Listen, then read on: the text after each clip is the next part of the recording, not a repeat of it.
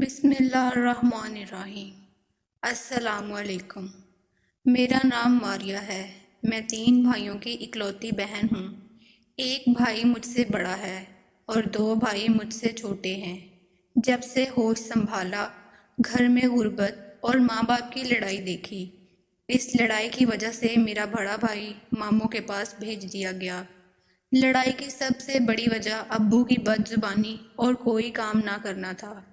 امی سارا دن سلائی مشین پر محلے کی عورتوں کے کپڑے سلائی کر کے ہماری روٹی کا بندوبست کرتی تھی۔ امی ابو کی روز روز کی لڑائی کی وجہ سے میں صرف پرائمری تک ہی پڑھ سکی تھی۔ مجھ سے چھوٹا بھائی ابھی 4 سال اسکول گیا تھا۔ بڑی مشکل سے 4تھی تک پڑھ سکا تھا۔ اس کے بعد اس نے کہا کہ میں نے مکینک کا کام سیکھنا ہے۔ سب سے چھوٹا بھائی جس کی عمر 7 سال ہے، وہ پرائیویٹ اسکول میں پڑھ رہا ہے۔ وقت کا کام ہے گزرنا، لہٰذا وہ گزرتا گیا۔ دیکھتے ہی دیکھتے میں نے جوانی کی دہلیز پر قدم رکھ دیا۔ سیانے لوگ کہتے ہیں جوانی مستانی ہوتی ہے، مگر میں کہتی ہوں لوگ غلط کہتے ہیں۔ میری امی کا ایک کزن جو دبئی میں جاب کرتا تھا، ماموں کا بھانجا، اس کا نام ماجد تھا، پیار سے اسے ماجو کہتے تھے اور میں بھی اسے ماجو ماموں کہتی تھی۔ امی ابو کی لڑائی کی وجہ سے مجھے بھی بد دعائیں ملتیں۔ امی کہتی تھی جب سے تم پیدا ہوئی ہو ہمارے گھر میں بد نصیبی آئی ہے، ہمارے گھر کے حالات ایسے ہیں۔ امی کی باتیں سن کر میرا بہت دل دکھتا تھا۔ میں تنہائی میں بیٹھ کر روتی، اللہ سے رو رو کر دعائیں کرتی کہ یا اللہ امی ابو کا اتفاق دے۔ غربت سے تو میں پہلے ہی تنگ ہوں، کم از کم لڑائی تو نہ ہو۔ پہلی بار جب ماموں ہمارے گھر آئے، اس وقت میری عمر 10 سال تھی۔ دروازے پر دستک ہوئی۔ امی نے کہا مائرہ جاؤ دیکھو کون آیا ہے۔ میں نے دروازہ کھولا تو سامنے ماموں موٹر سائیکل لیے کھڑے تھے۔ میں نے دروازہ کھول دیا۔ ماموں موٹر سائیکل لے کر اندر آ گئے۔ امی نے مجھے کہا جاؤ چائے بنا کر لے آؤ۔ میرے ابو کے رویے کی وجہ سے ہمارے گھر میں رشتہ دار کم ہی آتے تھے۔ ماموں ماجو بھی تقریباً 5 سال کے بعد آئے تھے۔ میں نے پوچھا ماموں دبئی سے کب آئے ہیں؟ بولے 4 دن ہو گئے ہیں۔ پھر سوچا کہ باجی کائنات کو مل آؤں۔ اچھا ماموں میرے لیے کیا لائے ہیں؟ میں نے جلدی سے کہا تو بولے میں آ گیا ہوں، یہ کم ہے کیا؟ اس وقت ان کی یہ باتیں سمجھ میں نہ آتی تھی، مگر بعد میں خود پتہ چلا۔ ایک دن ہمارے ساتھ رہے پھر چلے گئے۔ جاتے وقت مجھے 500 روپے دے گئے اور ہمارے گھر کا موبائل نمبر لے گئے کہ جا کر آپ لوگوں کو فون کرتا رہوں گا۔ وقت امی ابو کی لڑائی میں گزرتا گیا۔ 2-3 ماہ بعد بھائی آتا، ایک دن مشکل سے رہتا پھر چلا جاتا۔ امی کو بڑے بھائی سے زیادہ پیار تھا۔ اس سے کہتی تھی کہ تم ہی نے تو میرے دکھ ختم کرنے ہیں۔ میں تو تنگ آ گئی ہوں، تمہارے باپ کی باتیں سن کر دل لگا کر پڑھائی کیا کرو، اللہ تمہیں کامیاب کریں۔ میں 12 سال کی ہوئی تو امی نے میرا محلے میں آنا جانا بند کر دیا، بقول ان کے میں اب بڑی ہو گئی تھی۔ اسی دوران میری آنٹی ماجدہ کی اچانک وفات ہو گئی۔ ہم سب وہاں پہنچ گئے۔ وہ مجھ سے بہت پیار کرتی تھیں۔ 3 دن ہم وہاں رہے۔ وہاں ہمارے ماموں ماجو بھی آئے ہوئے تھے۔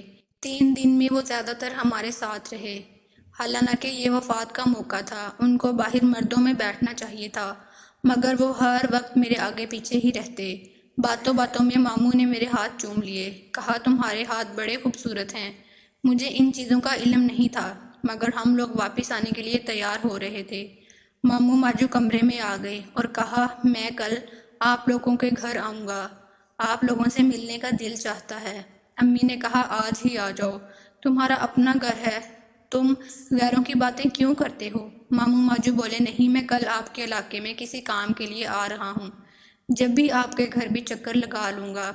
ایک ضروری بات تو میں بتانا بھول ہی گئی، ماموں دبئی سے مسلسل یا 3 گھنٹے فون پر بات کرتے، امی سے بمشکل 10 منٹ بات کرتے، باقی ساری باتیں تو مجھ سے ہی کرتے۔ مجھے کہتے میرا دل نہیں لگتا، پاکستان بڑا یاد آتا ہے۔ کبھی اپنی بیوی کے بتاتے کہ اس نے یہ کہا ہے وہ کہا ہے۔ میں بڑا حیران ہوتی تھی کہ ماموں یہ باتیں مجھے کیوں بتاتے ہیں، اور ساتھ یہ بھی کہتے ہیں کہ باتیں امی کو نہ بتانا، عمر کے جس حصے میں تھی اکثر لڑکیوں سے ایسی غلطی ہو جاتی ہے۔ دوسرے دن صبح 9 بجے ہی ماموں ہمارے گھر آ گئے۔ ہم ابھی ناشتہ کر رہے تھے۔ ماموں کافی ساری چیزیں میرے لیے بھی لائے، پونی، کلپ، کپڑے وغیرہ۔ مجھے کمرے میں لے گئے اور ساری چیزیں مجھے دیں، پیار سے سر پر ہاتھ پھیرا۔ اس کے بعد امی نے آواز دی تو ہم باہر آ گئے۔ باتوں باتوں میں امی نے کہا، ماجو اب مائرہ بڑی ہو رہی ہے، اس کا رشتہ تو تلاش کرو۔ وہ مسکرا کر بولے، میری چھٹی پوری ہو گئی ہے، اگلی دفعہ آؤں گا تو اپنی مائرہ کے لیے اچھا سا رشتہ تلاش کروں گا۔ ماموں تقریباً 2 سال بعد پاکستان آئے تھے، کہنے لگے مائرہ کو ہمارے پاس بھیج دو، 3 دن بعد چھوڑ جائیں گے۔ امی نے کہا، میری طبیعت خراب ہے، اس دفعہ رہنے دو، اگلی دفعہ لے جانا۔ وقت گزرتا گیا، ماموں ماجو کی باتوں میں آتی گئی۔ جب بھی فون آتا ماموں کہتے کمرے میں جا کر بات کرو، میں جلدی سے کمرے میں جاتی۔ اکثر امی ابو کی لڑائی ہو رہی ہوتی، ماموں کہتے تمہاری امی ابو ہر وقت لڑتے ہیں، انہیں کچھ سمجھاؤ۔ میں دل ہی دل میں کہتی، جب امی ابو کو خود احساس نہیں ہے یا جو مجھے بد دعائیں دیتے ہیں وہ میری بات کیسے مان سکتے ہیں۔ ایک دن امی ابو کی لڑائی عروج پر تھی، ہم بہن بھائی خاص کر ان کے نشانے پر تھے۔ اب وہ کہتے مائرہ بڑی ہو گئی ہے، اس کا خیال رکھا کرو۔ امی کہتی تم گھر پر ہوتے ہو، تم خیال رکھ لیا کرو۔ یہ باتیں سن کر مجھے بڑا دکھ ہوتا ہے۔ یہ کیسی ماں ہے جسے پتہ ہی نہیں کہ اس کی بیٹی جوان ہو گئی ہے یا پھر اسے کچھ اچھا برا بتانا ہے۔ بس امی ابو کے پاس بیٹھی تو یہی گلہ کرتی کہ یہ 10 بجے تک سوئی رہتی ہے، گھر کے کام نہیں کرتی، سلائی مشین پر نہیں بیٹھتی۔ خیر کچھ باتیں اپنے پاس سے بنا کر کہتی، مجھے بڑا دکھ ہوتا۔ 2 سال اور گزر گئے، ماموں ایک بار پھر پاکستان چھٹی پر آئے۔ 1 ہفتے کے بعد ہمارے گھر آئے تو اپنی بیگم کو بھی ساتھ لائے۔ رسمی دعا سلام کے بعد ماموں نماز پڑھنے چلے گئے۔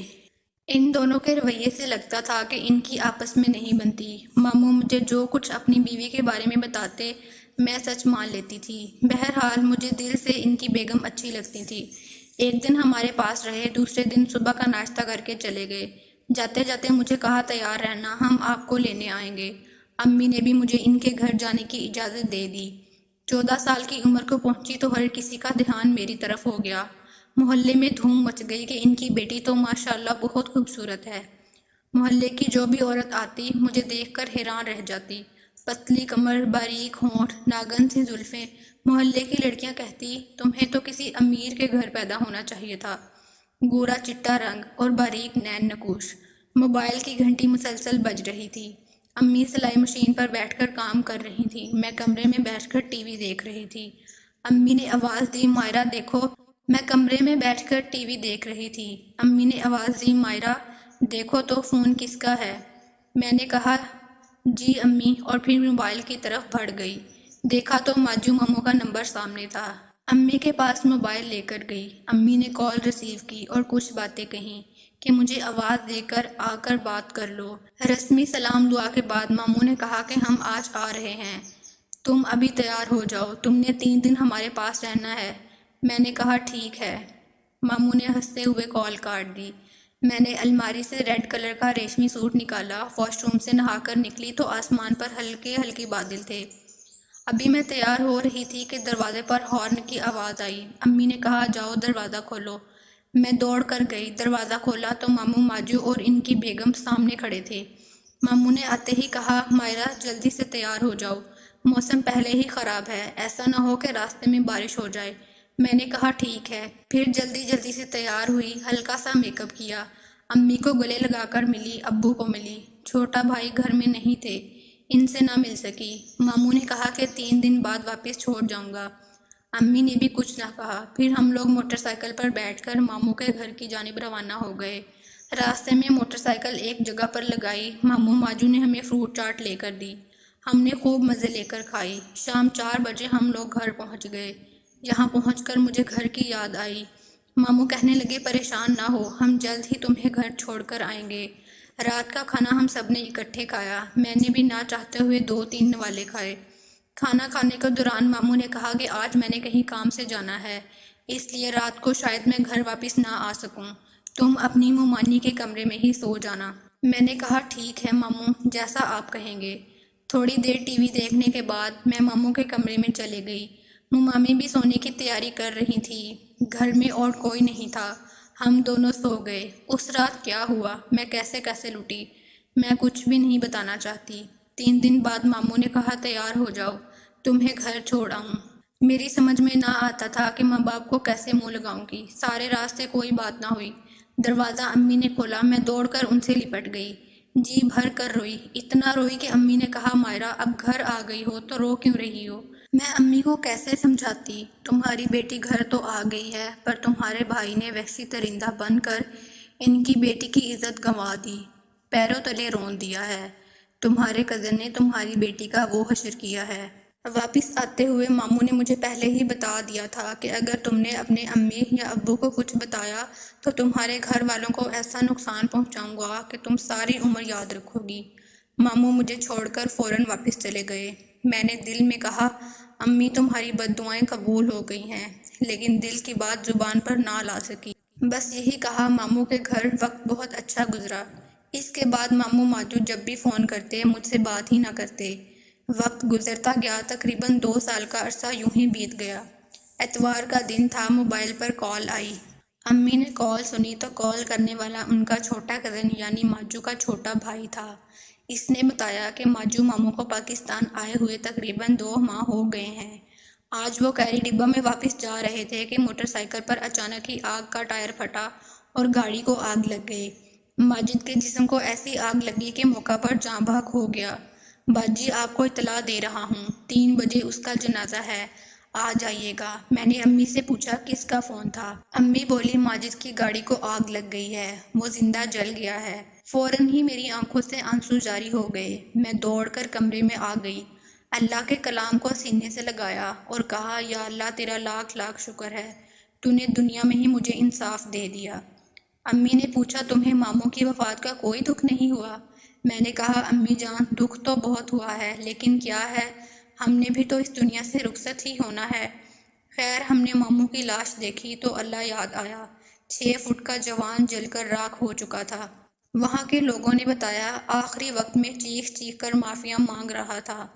میری ماں کے بھروسے کا خون کیا تھا اور پھر قدرت نے اس کا وہ بدلہ لیا کہ وہ آخری وقت میں مجھ سے معافی بھی نہ مانگ سکا۔ آج تک میرا اسے معاف کرنے کا دل نہیں چاہتا۔ آپ کیا کہتے ہیں؟ کیا مرے ہوئے انسان کو معاف کر دینا چاہیے یا پھر اسے اس کی سزا ملتے رہنا چاہیے؟